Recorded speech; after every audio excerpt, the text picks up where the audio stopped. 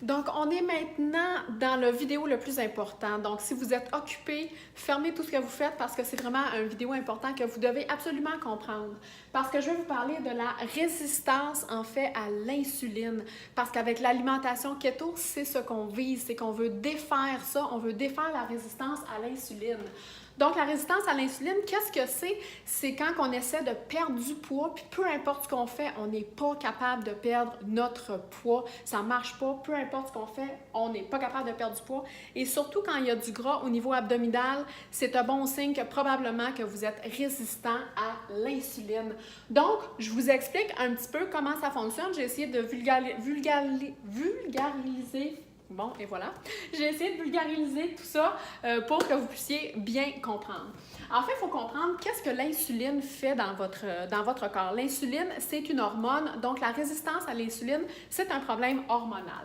Donc, l'insuline, qu'est-ce qu'elle fait? L'insuline, c'est la clé qui va permettre au glucose de rentrer à l'intérieur des cellules et de vous donner de l'énergie. Ça, c'est quand vous fonctionnez avec les glucoses, avec le sucre, c'est ce que ça fait. L'insuline, c'est la clé qui va permettre à la cellule de s'ouvrir pour que le sucre puisse entrer à l'intérieur et donner de l'énergie à votre corps. Quand vous devenez résistant à l'insuline, c'est que là, le corps se dit « Hey, l'insuline, c'est toxique, j'en veux plus, tu peux plus rentrer dans ma cellule. » Parce que la cellule, elle ne veut plus recevoir cette toxicité-là. Donc, à ce moment-là, le glucose ne peut plus rentrer à l'intérieur de la cellule. Et l'insuline, dans le fond, contrôle au niveau de la cellule, là, elle contrôle beaucoup de choses, mais elle contrôle surtout trois choses. Le glucose, évidemment, que je viens de vous expliquer, qui rentre à l'intérieur.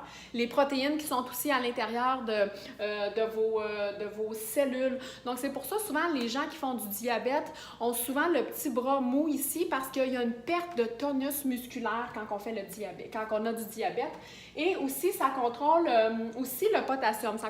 L'insuline contrôle plusieurs minéraux, dont le potassium. Le potassium, c'est ce qui va faire la formation des ongles, la formation des cheveux, les crampes musculaires, tout ça, ça a rapport avec le potassium. Donc, quand vous devenez résistant à l'insuline, il y a plusieurs problèmes qui peuvent vraiment survenir. L'insuline, donc, a trois fonctions parce que l'insuline va évidemment baisser le taux de sucre dans le sang.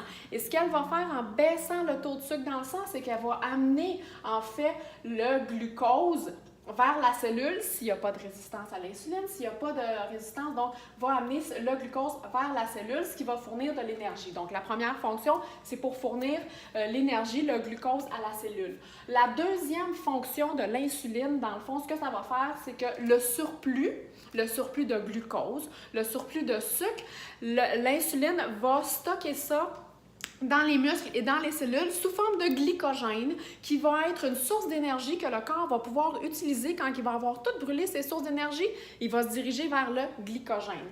Et tout l'over, tout le reste, tout le sucre encore que la cellule ne peut plus gérer parce qu'on en mange trop, bien, elle va le stocker sous forme de gras. Donc, rappelez-vous une chose, le sucre favorise le stockage de gras.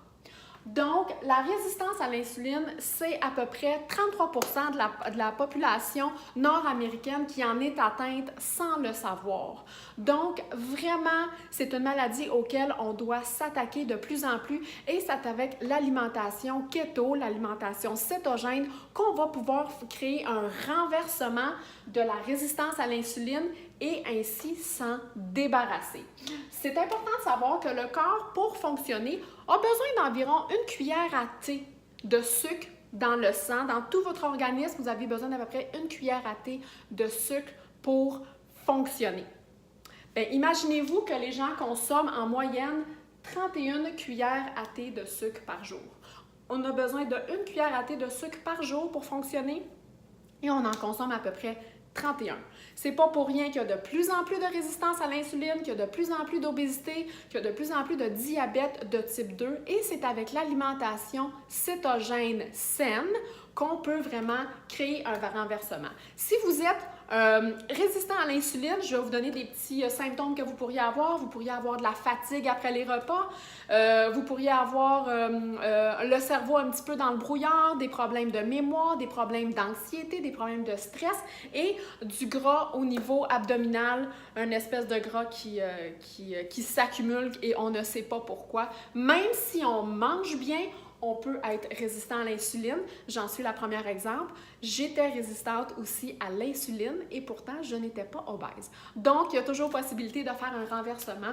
C'est avec l'alimentation céto, l'alimentation keto saine. Et moi, c'est ce que je vous propose dans mon approche, dans mon programme. Donc, dans le prochain vidéo, je vais vous expliquer quoi faire maintenant pour manger avec l'alimentation, comment on fait pour manger keto. Alors, on se voit dans la prochaine vidéo.